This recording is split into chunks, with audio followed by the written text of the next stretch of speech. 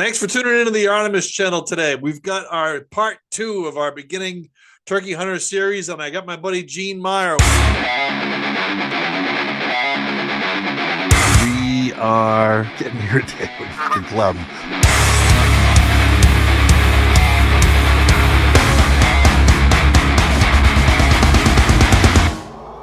It's a fawn feather? Yeah. What's going on, Gino? Yeah, you don't have enough hours in a day to ask that question. Well, if we want to keep this podcast around 30 minutes, we probably don't. So, Good point. Here we are in New Hampshire on the cusp of the season, and we are all really getting excited about getting going on this season. One of the things that came up after we did our first episode of the first podcast on turkey hunting was, do we hunt toms or do we hunt hens? I said, well, that's important. We should make that. So I'm gonna show you the screen here, Gene, and you can tell me the difference. So what do you got there, Gino? Oh, that looks like a nice old gobbler. That would be a nice big tom. You got the colors of the flag in its head, red, white, and blue. This one in particular, this was a morning that I had kind of had these guys patterned on a posted property just before the season started a few years ago, and I knew when was going to work that the sun was shining and he was going to be out there. I didn't know, obviously, but I had a real good idea, and boy, that was a nice shot. The feathers are all iridescent and beautiful, and that's a real good looking bird. So the toms, they've got, this part here. That's a snood. The snood, the Society of the Snood, yeah, right there on his beak, dripping down off. And you can kind of tell his mood, right? This guy was chasing some ladies around, and he was kind of in the mood. If this thing is a little stubby thing on the top of his beak, then he's probably more interested in feeding or getting the hell out of Dodge. Yep, exactly. And you can see where the white cap on his head there, the skull cap, that bird was fired up for a bit. The head turned white, the wattles are nice and red, and he's excited. And this over here, that is decidedly not a tom. That's definitely not a tom. That is a hen. Yeah, and a little bit lighter, and you can see no red, white, and blue in the head like the flag. I mean, you get a little bit of red in there, but it's just a slight shade of red. They're more grayish blue, kind of a grayish blue head. And certainly, they're smaller here in the easterns are. They tend to not fan to the level that your traditional toms do. That you will get a dominant hen that'll puff herself up a little bit, but it doesn't look the same as that typical Thanksgiving turkey. Matter of fact, here's a hen that's kind of puffed herself up a little bit. Yeah, they'll do that and fluff themselves up some. Yeah, she's the boss, and she doesn't want anybody messing around with whatever it is that she's doing, as opposed to, my man over here. He's like Gene said, red, white, and blue colors, and hens don't gobble either. The boys will gobble. Yep, that's for sure. So in the spring, we hunt toms only. Well, bearded hens. Yeah. All right. So in the spring, you can get a bearded hen. Gene and I only hunt toms. Okay. But they are out there. In the fall, then you can hunt a hen. That looks more like a friggin' turkey vulture. It does. In the fall, you can get whatever. Myself, I just, I want to shoot toms. Yeah, that's what the sport is. It makes it more interesting and a little bit more difficult. Certainly, I think when you're interacting with these toms and you're calling them back and forth, maybe not back and forth, but you're working a bird, if you watch any of these, yeah, that's me burping on my glass of bourbon here. Probably that was probably not a good idea. Um, I lost my whole train of thought. We'll be cutting this out. Yeah, working birds. You watch any of these podcasts or hunting shows, and almost to a man, when the guys have got one that they've got hooked in and he's coming in, they'll all say to each other, "He's coming." And I know that Gene and I both have done that out with each other. Gene, he's coming. He's coming, Gene. So, hens, you might hear a mouthy hen, but she doesn't put on that show that the toms do. No, definitely not. No, especially in the fall, you get birds coming from every angle at you. Right. Um, you wanted to touch on. You said we you kind of wanted to touch on the difference between spring hunting and fall hunting. We've kind of alluded to that, but why don't you kind of give us a little bit more insight as to what your thought process is, uh, spring versus It, fall? it's a whole different style. In the spring, you're gonna well if you do like a textbook type hunt, you're gonna go out, you're gonna roost a bird, and then you're gonna set up on them in the morning. You're gonna slip in the woods in the dark, and you're gonna call that bird to you. Um, in the fall, you're gonna hunt totally different. You get in the woods, you're gonna find a flock of birds, and you try to bust that flock up and scatter them in every direction, and then sit down, wait a half an hour. You'll start hearing them chirp and peep here and there, and then you call them back into you, and they come in at all different angles and positions from where you're sitting, and you got to sit real still. Um, and they're not gobbling. You're going to hear them yelping and doing clucks and peeps and chirps, and it's a whole different style and technique. People will say, "Oh, I saw him out there, and I stalked him and stuff." That's sure anyone, you can do that, but it's dangerous. Bust the flock up and call the birds back to you in the fall, and in the same thing in the spring. You don't really want to stalk them, because you don't know who else is out there. Right. So Well, the idea is to call them and bring them in. if you recall last year in our turkey hunting episode, you and Tom had a you kind of did a spot and stalk because Tom had a short morning that he could hunt before he needed to go prepare. So let's kind of get into safety a little bit and why we don't spot and stalk and why what we did. We were in a pretty controlled area. We knew we were the only ones there, but let's talk about um, let's talk about safety a little bit and how that's going to work and how easy it is to get peppered by another hunter. Yeah, it is. And the one thing, there's some do's and don'ts. And when you're set up and you're calling, and if you see a hunter coming in on you, this, don't make sudden movements. Don't pull your glove off and wave your hand at him, because it's kind of white. I mean, it's common sense stuff. You use your voice and alert the hunter. I mean, if they're coming in on you and they're close enough that you're seeing them and they're there, your hunt's done anyways. So, don't stand up or anything. Just use your voice and alert them. Hey, I'm over here. I'm hunting something. Whistle to them. Don't call like a turkey. Well, that you funny you say that. I walked in on a guy 3 years ago. I hiked into a spot where Gene had kind of set me up on. There was a field in the back. It was probably a mile, maybe half a mile in the woods that it was a field. And I got to the corner and it was a high pressure area. We knew we weren't the only ones in there. And then I hear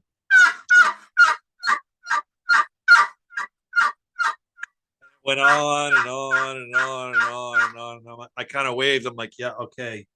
I know you're there, and I left. But to Gene's point, the guy could have just whistled at me or just kind of given me a yo, and I'd have had the same result as opposed to sitting there trying to figure out.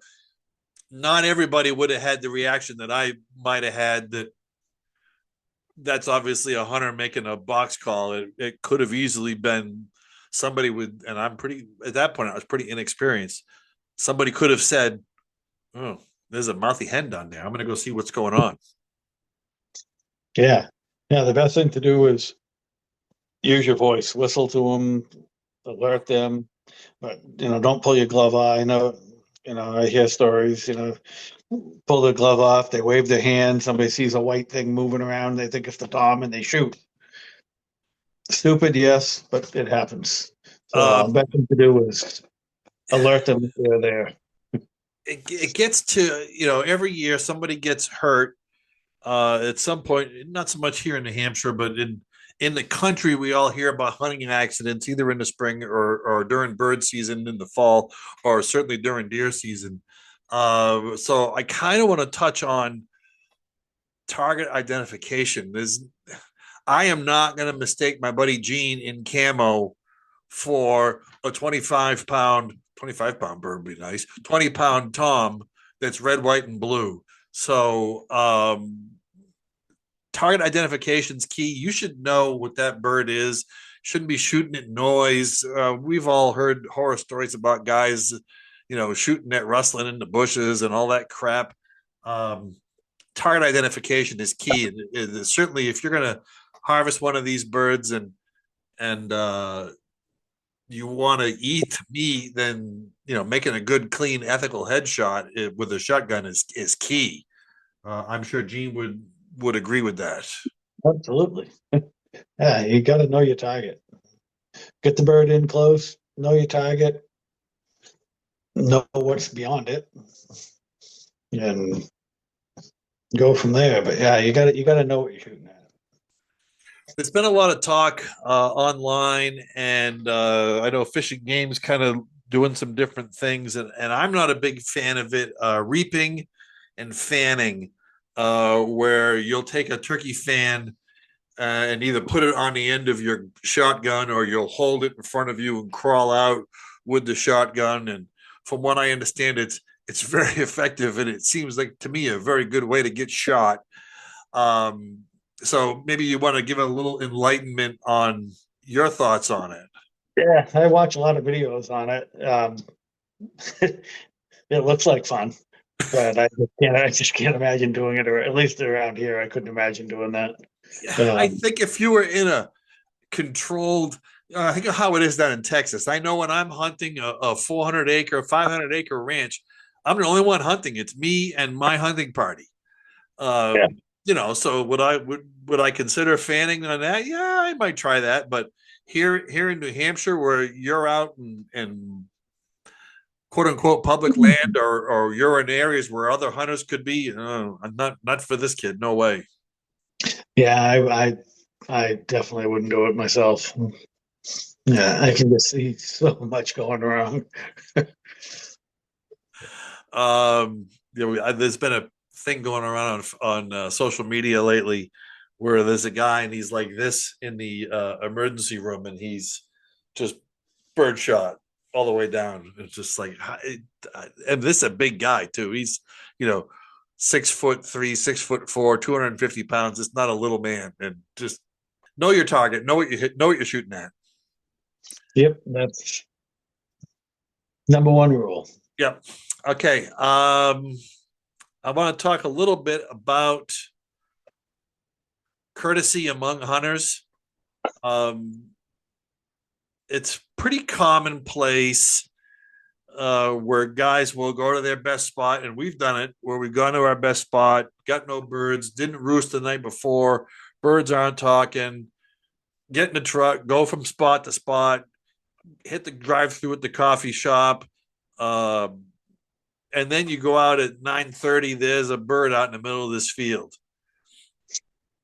Talk about how you would handle that, Gene. Well, the first thing I'd make sure that as best you could that there was nobody else there or in the area. If you saw a truck or something, I'd turn around and just leave and back right out of there.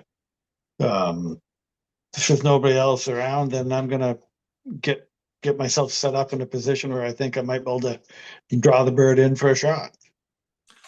I had a situation my first year of hunting on my own where my son and I had set up on a bird, and we had snuck in through the woods out on the edge of this field where we were probably 10 yards, 15 yards off the edge of the field near a stone wall where we couldn't be seen, but the truck was parked in an area that was on the, I don't say main road, but it was on the road that you'd use to get to this location. And somebody drove up in a pickup truck, saw this bird out there in the middle of this field that we were working, proceeded to get out of the truck and walk out into the middle of the field. Of course, me, I didn't go out and say anything to the guy. He was 300 or 400 yards away at that point. But I remember I texted Gene, said, Gino, there's a guy out here wrecking my hunt. And then it turns out Gene knew who it was. And he said, was there a white pickup truck? So I'll let you tell from your point of view. I, I did actually know who it was. But I don't remember that particular. I remember talking to you about that and you texted me that. And I'm trying to remember who. It doesn't really matter who it is. Even if we knew who it was, I wouldn't want to use the name. I know, and they've been, and unfortunately, they've done that to me. It's just hunting. I think it happens. I think it happens to all of us at some point. Yeah. If you're on an area, local farm, let's say, that's a well, there's a farm that we all kind of check out up in the areas that we're hunting at, and I'm sure that that's the case in other parts of New England where birds will go onto a farm. So if those farms must get fairly high pressure, and if like to Gene's point, if my truck is parked there and I pull up or Gene's truck is parked there, like one of my favorite areas, which where it is. If I get up there and there's a truck already there, I don't even drive the rest of the way down the road. I stop, I back down to a little turnaround, and I go out the other direction. I let them be. Yeah. But it's just courtesy. They're already there. You let them be. A lot of people don't do that, but you should. Well, and it really gets to I think your woodsmanship a little bit. We can all kind of work the same. If we work in the same areas that you go to a spot and you call in the morning, and then I go back, an hour later and I'm calling in that spot trying to locate a bird. And then, there's another hunter comes in and he's trying to locate a bird on that spot. We're just educating those birds pretty quickly. And I think we need to get out into an area where there's less road traffic, and I don't want to say less educated birds, because these birds are, Yeah, no, they're definitely not less educated, but yeah, get on off the beaten path. Everyone sees the road birds and sets up and goes after them. The last 2 years, the 2 birds I've killed, well, would have been 4 birds because 2 birds in the spring, both, but weren't anywhere near road birds.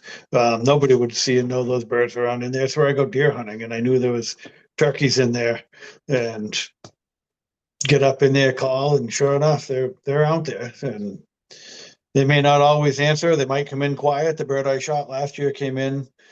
I had called the bird for an hour, and he never got closer to me. And I finally went silent for half an hour and said, he's not coming. I went to stand up, and there he was in front of me walking by. Certainly the last 2 years of birds that I've hunted, I can't say that they may not be road birds at some point throughout the course of the day, but where I start with them, they're roosted in a posted property that I've got permission to hunt. So, I know when I'm in there that I'm the only one there, and I know these are fairly unpressured birds at first light.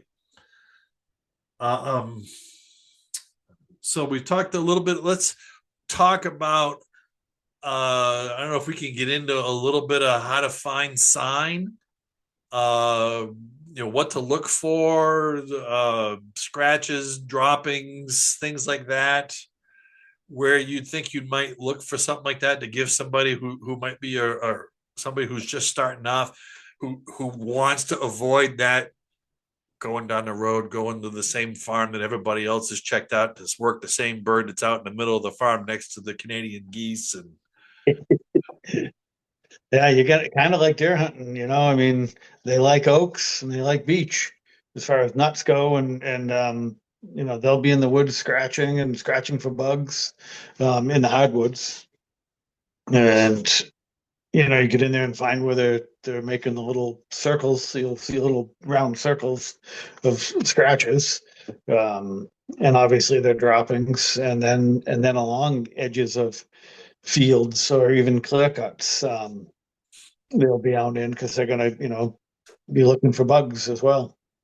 so we're talking about looking for droppings this year more than in the past, where we've talked about, like, we if you go back to like the snowshoeing video where I talked about how there was no deer sign in there. Uh, Jesus, didn't I have some turkey sign?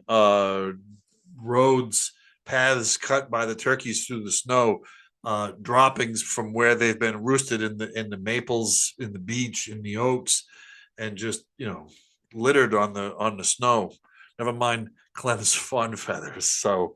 Um, so you can find that stuff. Obviously, with not in the snow, it makes it a little bit more difficult like everything else, but you can find these things that Gene's talking about and get out in the woods, and scouting is key. I think you need to be scouting.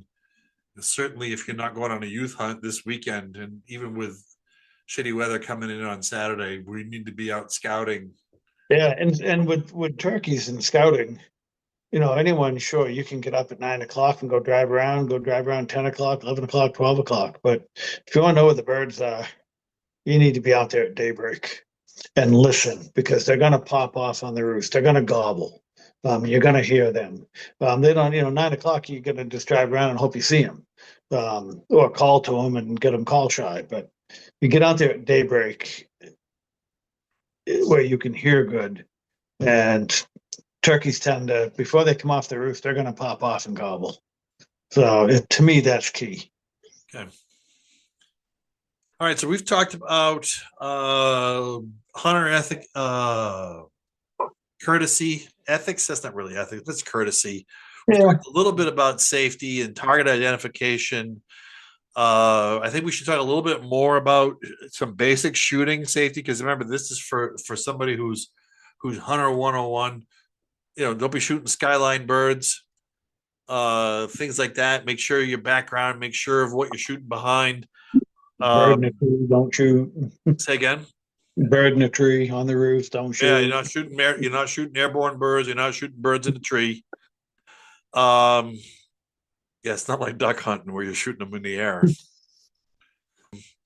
Gene, let's talk about what not to wear as far as colors go.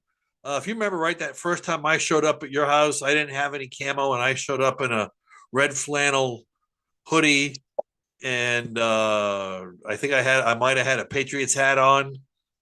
So let's talk about different colors of what you should not wear.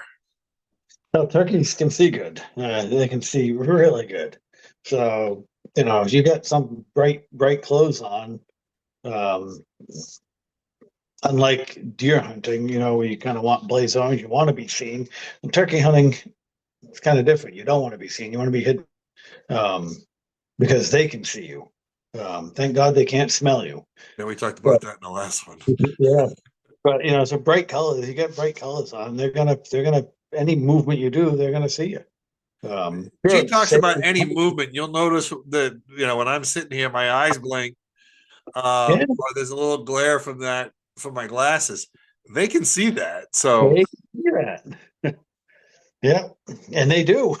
if you think back to hunter safety, and you want to, they talk about how you want to hang a little orange flag or something like that near where you're hunting, so somebody doesn't come in and you might get shot. So Yeah, I know somebody that he ties a piece of blaze um, tape right around the tree that he's sitting on. sure, that's a great idea. So And, it's a lot of us carry that stuff. It's in your bag from the fall because you're looking to blood trail deer. Certainly, you're not going to blood trail yeah. turkeys, but you might. But you're probably not. I've harvested my bird, Gene. Now what? You call somebody and say, "Hey, come clean my bird for me." You got to find the resident dad. Yeah, exactly. Now you want to get it tagged, obviously, right off. Get your tag on it, get it registered, and then get it cooled down. New Hampshire Fish and Game has it set up where you can register your bird online. I know when I got my Rio down in Texas, I was able to register that online.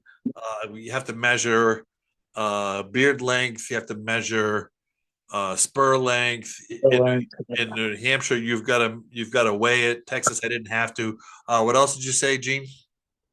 Well, your spur length, your beard. Um, if it's a tom, and the weight, that's what they want. Yeah. The one thing on too, getting back to the differences on tom and hen, your hen's not going to have spurs, um, but your tom will. Even if it's a Jake, a young tom, it's going to have a little nub there. So another identifying mark. That Rio that I got certainly had he certainly had some big spurs. I don't know if I have pictures of that I can show you guys, but I'm gonna look here real quick. Let's see if you guys can see that. Yeah, look at those hooks. Yeah, those I haven't seen spurs like that here in New Hampshire, so that was kind of a treat. So I've tagged my bird, I've registered my bird. Am I plucking my bird after I clean it, or am I breasting it out? Well, that's kind of a personal preference. It really is. When I first got into turkey hunting, I plucked them, and a lot of times I have brought birds down to Canterbury to the Eel Smokehouse, dropped it off, and had them smoke the entire bird. Um, Really? yeah, it was really good, but it really stinks plucking them. Not a fun pro, and you can get good at it. You can get quick, like anything. The more you do it and stuff. But it's a pain in the ass. Yeah, I did my first one, and from there on out, I skin them, and I breast it out, and then I get as much of the leg meat as I can. Yep, absolutely. Oh, One more thing though. okay, go ahead, Gene. After you harvest your bird, you tag your bird, you register your bird. I know that there's a joke coming here. No, you still got one more tag. Go get your second bird Oh, there you go. and do it all over again. All right, yeah, you got to know which areas you're in, right? You got to watch in New Hampshire. You got to watch your zones. Yep, absolutely. Yeah. Okay. So we're about out of time on this. So thanks for tuning into the Artemis channel. We appreciate you guys. If you've hung in there this long, make sure you hit us a thumbs up and you give us a subscribe and comment on how you did this season if you're watching it. And Gene, anything you want to add to our newbie hunters? No, we'll come up with some more material and see if we can mess somebody else up. All right, you guys have a good time and good luck this season.